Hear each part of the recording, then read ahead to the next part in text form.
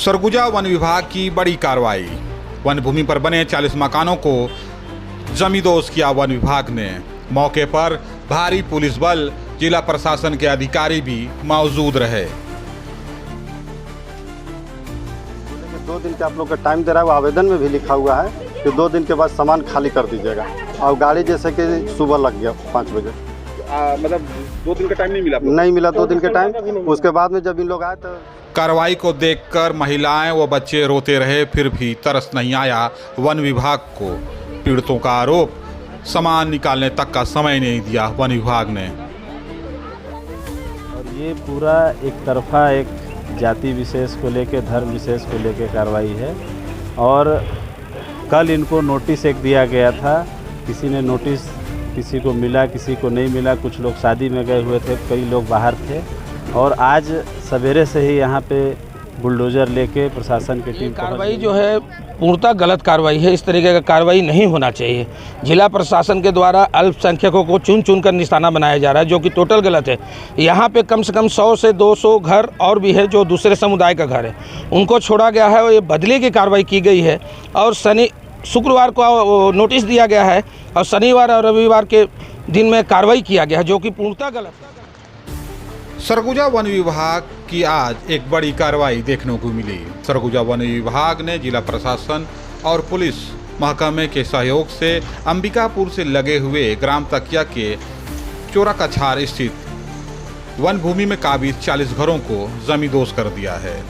यह कार्रवाई आज सुबह तड़के 5 बजे शुरू की गई। इस कार्रवाई को लेकर जहां एक और क्षेत्र में हड़कंप मचा है, वहीं पूरे शहर में चर्चा का विषय भी बना हुआ है कि आखिर वन विभाग को इतनी हड़बड़ाहट क्यों है अतिक्रमण हटाने को लेकर।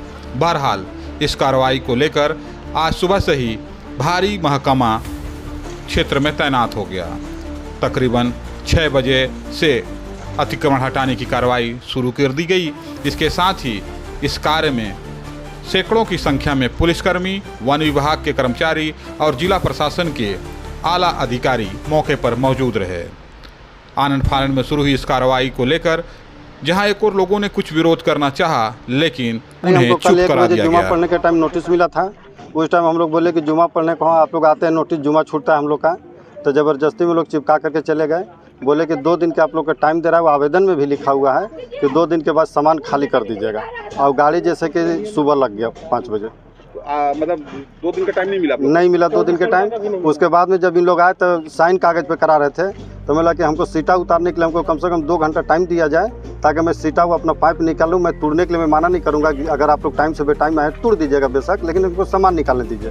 तो बोले ठीक है चढ़िए। जैसे मैं ऊपर चढ़ा 2 ईंटा निकाले तो लोग घर तोड़ना स्टार्ट कर दिए। क्या मानते हैं, कार्रवाई लीगल मतलब सही तरीके से नहीं किया गया? नहीं, सही तरीके से नहीं किया गया। ये मुसलमान के देख करके टारगेट लिया गया है। उधर भी चोरका कछार जो किलकारी हॉस्पिटल के पास 200 से ऊपर बस्ती है, हिंदू बस्ती के है, उसको कुछ नहीं किए।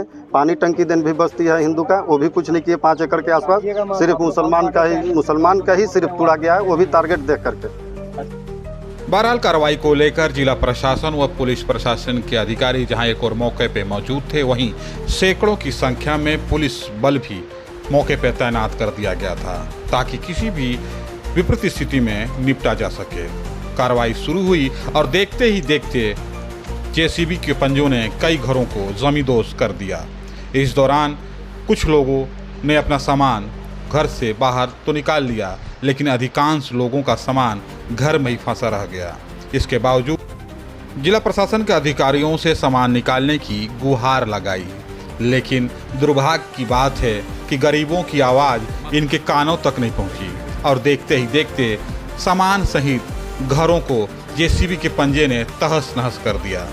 इस दौरान महिलाएं, बच्चे रोते बिलखते नजर आए। रही बात घर के पुरुषों की, वे मायूस पेड़ के नीचे बैठे रहे, जैसे उनके हाथ पांव सुन्न हो गए हों। बहरहाल पुलिस के अधिकारी इस कार्रवाई को लेकर जहां एक और चुप रहे, वहीं कुछ दबी जुबां पर इसे सही नहीं ठहरा रहे थे। लेकिन क्या करें, वे भी सरकार के मुलाजिम हैं। सरकार ने आदेश दिया है कि घरों को तोड़ दो, गरीबों को बेघर कर दो। ऐसे में वे बेचारे मानो हाथ पे हाथ धरे बैठे हों और जेसीबी अपने पंजों से गरीबों को घरों को तहस नहस कर रहा हो। महिलाएं, बच्चे जिस प्रकार से रो रहे थे जैसे लोगों का कलेजा बाहर आ जाए। लेकिन मानना पड़ेगा सरकार के अधिकारियों की और सरकार के कलेजी जैसा पत्थर का हो गया है, वे तरस भी नहीं खाए। शुरू हुई है तो क्या आप लोग को समय पूरा नहीं मिल पाएगा 2 दिन का? नहीं सर, कल लंच के बाद हम लोग अपने अपने काम पर निकल गए थे और घर से फ़ोन आया, महिलाएं बताई कि नोटिस देने आए हैं कि घर में चिपका रहे हैं, जबकि मेरे घर में चिपकाया भी नहीं गया सर। और हम लोग फिर जब जैसे ही फ़ोन आया तो हम लोग दौड़े भागे आए घर में, तो पता चला कि नोटिस चस्पा करके गए हैं। मेरे घर में तो नहीं चस्पा किए थे, मगर बाकी घरों में चस्पा किए थे। और उसमें जब पढ़े हम लोग उसको, तो उसमें ये लिखा हुआ था कि 2 दिवस का समय दिया जा रहा है, मगर 2 दिवस का समय तो नहीं दिया गया सर। 2 दिवस का समय का मतलब था कि अगर कल का भी जोड़ते तो आज का पूरा समय मिलना था हम लोग को, मगर सामान तक नहीं निकालने का मौका दिया गया। आज देख सकते हैं मलबा में मेरा दरवाज़ा पड़ा हुआ है, खिड़की पड़ा हुआ है, नल का टोटी पड़ा हुआ है, सारा चीज़ पड़ा हुआ है सर। वायरिंग बताइए क्या ये वन भूमि है? जी, ये तो पता था घर जो बनाया था सर, ये तो सर्वे करने के बाद पता चलेगा। और ऐसे मेरे पास उसका नक्शा भी है, उसमें तो फॉरेस्ट विभाग का जो नक्शा है मेरे पास 1969-70 का, उसमें तो फॉरेस्ट इंक्लोज दिखा रही है जी। इसको नक्शा हमने फॉरेस्ट विभाग में जमा भी किया है अपने दस्तावेज के साथ, इंक्लोजमेंट दिखा रहा है। आप कहाँ जाएंगे? आप लोग कहाँ जाएंगे सर? हमारे पास, मैं तो भूमिहीन हूँ, मेरे पास कोई साधन नहीं है। आत्महत्या के अलावा तो कुछ दिख ही नहीं रहा है अभी के समय में। यहाँ पर 3 PM आवास भी है, 3 PM आवास है सर, और लगभग 20 से 25 सरकारी शौचालय हैं, वो देखा जा सकता है। बिजली के खंभे दिख रहे हैं, 21 फीट रोड निकाला गया है और स्ट्रीट लाइट लगाया गया है निगम के द्वारा। तो इनसे भी सर चर्चा किया जाए। बिजली लगाया गया है सर। अगर हम अनलीगल जगह पर घर बनाए हुए थे सर, तो ये सारी सुविधाएं हमको कैसे मिल गई? अगर आवास मिलता है तो सर जियो टैग किया जाता है, ये सबको पता है सर। तो जब जियो टैग कर रहा था तो उसमें खसरा नंबर सब चीज़ दिया जाता है, तो कैसे जियो टैग करके इस भूमि पर मकान बना दिया गया सर? उसकी जांच नहीं हो रही है। और आज पट्टा का चिन्हांकित जब गाड़ी लेके आ गए तो आज चिन्हांकित कर रहे हैं कि यहाँ से यहाँ तक ये पट्टे की ज़मीन है, ये फॉरेस्ट लैंड है हम लोग की। जबकि फॉरेस्ट की तरफ से मैं मांग भी किया कि अगर मैं फॉरेस्ट लैंड में हूँ तो हमको दस्तावेज दिया जाए, हमको दस्तावेज दिया जाए कि आप फॉरेस्ट लैंड में हो, ये तुम्हारा नक्शा है, ये तुम ये CPT गड्ढा के अंदर हो, बाहर हो। तो फॉरेस्ट की तरफ से हमको कोई दस्तावेज नहीं दिया गया, ओनली 1 नोटिस दिया गया सर। और RF 2581 जो है सर, इसमें लगभग 200 घर आते हैं और नोटिस सर केवल 39 लोगों को दिया गया। ये एक तरफा कार्रवाई के तरफ इशारा कर रहा है सर। बहरहाल बीते समय के साथ वन विभाग की कार्रवाई और तेज हो गई, जो दोपहर होते होते पूर्ण हो गई। वन विभाग के जेसीबों ने लगभग 40 मकानों को जमींदोज कर दिया गया। अब ऐसे में सवाल उठता है कि इन 40 घरों में रहने वाले लोग अब कहाँ रहेंगे? कहाँ रहेंगे? सरकार से यह सवाल अब लोग पूछ रहे हैं, लेकिन सरकार सुनने को तैयार नहीं है। लेकिन सवाल तो अब भी वही हैं कि आखिर चोर कछार बस्ती को बसने में कितना समय लगा? इन बस्ती में लाइट, सड़क सहित अन्य सुविधाएं कैसे आईं? जाहिर है एक दिन में ये सब तो हुआ नहीं होगा, वर्षों लगे होंगे। लोग एक एक कमरे करके अपना आशियाना बनाए, इसके बावजूद कभी भी वन विभाग का अमला इन्हें यह बताने नहीं आया कि यह वन भूमि है। ऐसे में आज अचानक उसे दमिजदोज करने के लिए आना कहाँ तक ठीक है? देखिए, ये बुलडोज़र की कार्रवाई लगातार जो है हो ही रहा है, आप देख ही रहे हैं। शहर में ये दूसरी घटना है। लगभग मैं समझता हूँ कि ये 3-4 बार ऐसी घटना हुई है। और लगभग मैं देख रहा हूँ कि आप पीछे देख रहे होंगे कि जिस जगह को निशाना बनाया गया, कोई ऐसी बात नहीं है कि सिर्फ यही एक जगह थी। इसके आगे भी अगर आप देखेंगे, ये पूरी प्लॉट को अगर आप देखेंगे तो इसमें दूसरे भी जाति समुदाय के लोग थे, लेकिन सिर्फ यहाँ विशेष समुदाय को टारगेट किया गया और इन्हीं घरों को निशाना बनाया गया, जो कि एक निंदनीय घटना है। और कहीं ना कहीं एक गरीब असहाय लोगों को परेशान किया जा रहा है सिर्फ, और उनके घरों को तोड़ करके उनको बेघर किया जा रहा है। कितने सालों से यहाँ पर रह रहे हैं? देखिए, ये लगभग जो है 20 से 25 सालों से रह रहे हैं लोग। और आप देखेंगे कि कई सारे इनके पुराने मकानात भी हैं यहाँ पर, और कुछ लोग नए स्तर पे यहाँ पे घरों को बना करके रह रहे थे। लगभग इसमें भी 10 से 15 साल हो गया इनको यहाँ से वो निवासरत कर रहे हैं। लेकिन मामला यही है कि इनकी फरियाद को नहीं सुना गया।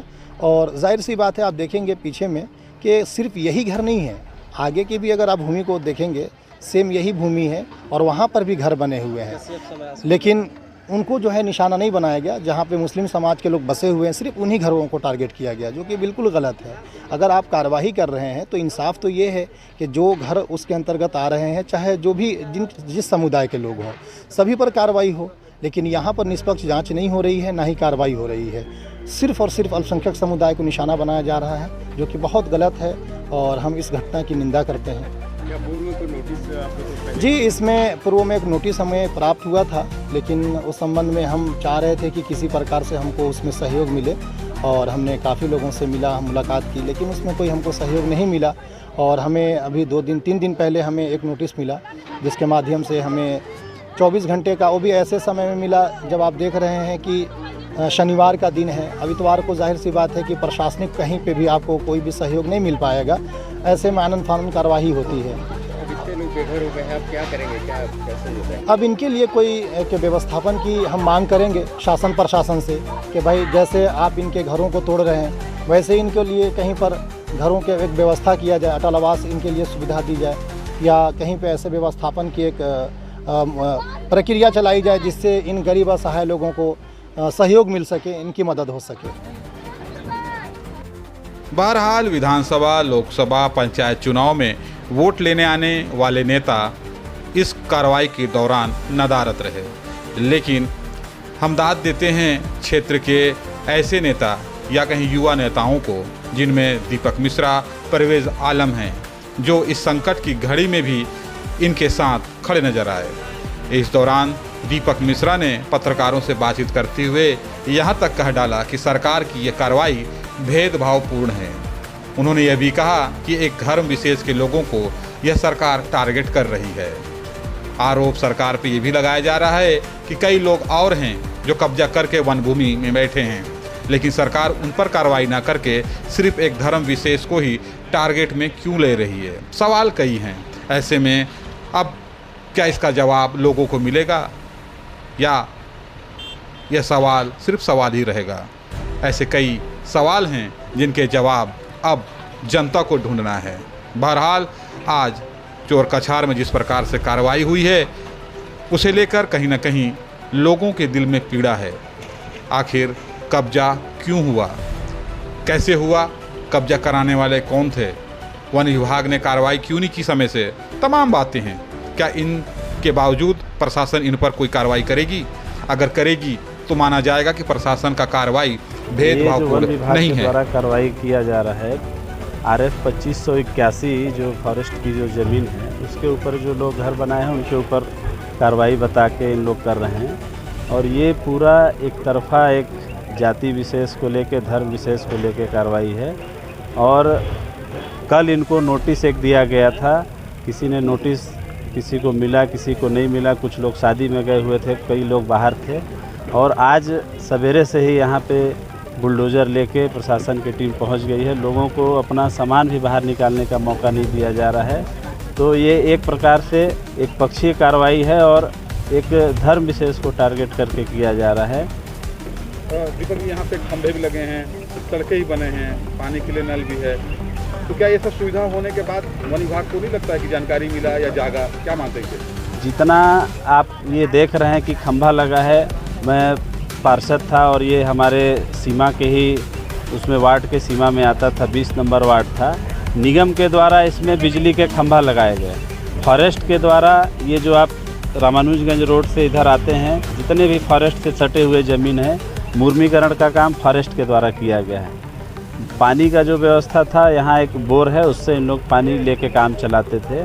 तो उस समय प्रशासन कहाँ रहता है? जब प्रशासन खुद लाइट देता है, खुद लोगों का घर बनवाता है, उस समय प्रशासन के ऊपर भी कार्रवाई होना चाहिए। इसमें जो निगम के अधिकारी कर्मचारी हैं, जो फॉरेस्ट के अधिकारी कर्मचारी हैं, उन लोग पहले बसाते हैं और फिर जब किसी का दबाव आता है तो फिर लोगों का तोड़ने भी पहुँच जाते हैं। क्या मानते हैं, राजनीति से प्रेरित घटना है?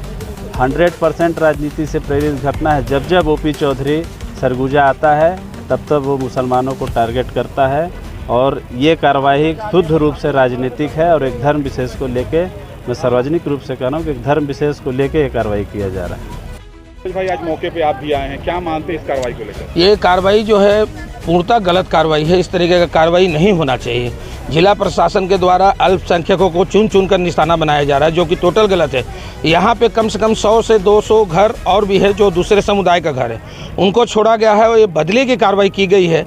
और शुक्रवार को नोटिस दिया गया है और शनिवार और रविवार के दिन में कार्रवाई किया गया है, जो कि पूर्णतः गलत है। ये गलत तरीके से कार्रवाई किया गया है, ऐसा नहीं होना चाहिए। एक मुस्लिम समाज को टारगेट करके इस प्रकार का कार्रवाई किया गया है। राजनीति से प्रेरित माना जा रहा है पूरे। ये भारतीय जनता पार्टी के एजेंडे में है, आशियाना उजाड़ना इनका काम है। हर समय ये सब सिर्फ मुसलमानों को बर्बाद करने का दिन रात सपना देखते हैं ये लोग, दूसरे समुदाय को खुश करने के लिए। किसी का आशियाना कभी नहीं उजाड़ना चाहिए। इस प्रकार से जो कार्रवाई हो रहा है, मैं पूर्णतः इसका विरोध करता हूँ। जिला प्रशासन को ध्यान देना चाहिए। यहाँ पर बड़े बड़े लोग हजारों एकड़ के लगभग कब्जा कर करके बैठे हैं, उन पर कोई कार्रवाई नहीं हो रही है। लेकिन 1 डिसमिल 2 डिसमिल में जो घर बना के अपना आशियाना रह रहा है, उसके पर इस प्रकार की कार्रवाई की जा रही है। सब पे हो, हम सबका स्वागत करते हैं, लेकिन इस प्रकार का मुसलमानों को टारगेट करना ये ठीक नहीं है, न्याय उचित नहीं है। जिला प्रशासन को सोचना चाहिए। जिला प्रशासन रोज नया नया काम कर रहा है, धार्मिक स्थल बना रहा है, सब कुछ कर रहा है सरकारी ज़मीन पर, उस पर कोई कार्रवाई नहीं हो रही। लेकिन 1-2 डिसमिल में कोई घर बना के रह रहा है तो पुलिस के दम पे इस प्रकार का कार्रवाई किया जा रहा है, जो कि पूर्णतः गलत है। रंगपुर खुर्द के छोड़पेगाछार एरिया में फॉरेस्ट विभाग के जो रिजर्व फॉरेस्ट एरिया उसमें कुछ अतिक्रमण थे, तो फॉरेस्ट विभाग के द्वारा अतिक्रमण करने की कार्रवाई की जा रही है, जिसमें पुलिस और प्रशासन के लोग मजिस्ट्रेट ड्यूटी और लॉ एंड ऑर्डर ड्यूटी में उपस्थित हैं और अतिक्रमण हटाने की कार्रवाई की जा रही है। कितने की टीम लगाई गई है? जवान तो लगभग 200 से प्लस ही होंगे, बाकी पुलिस वाले एड्रेस उनके बताएंगे। बाकी हमारे मजिस्ट्रेट ड्यूटी भी लगे हुए, तहसीलदार एसपी और फॉरेस्ट वाली टीम है जो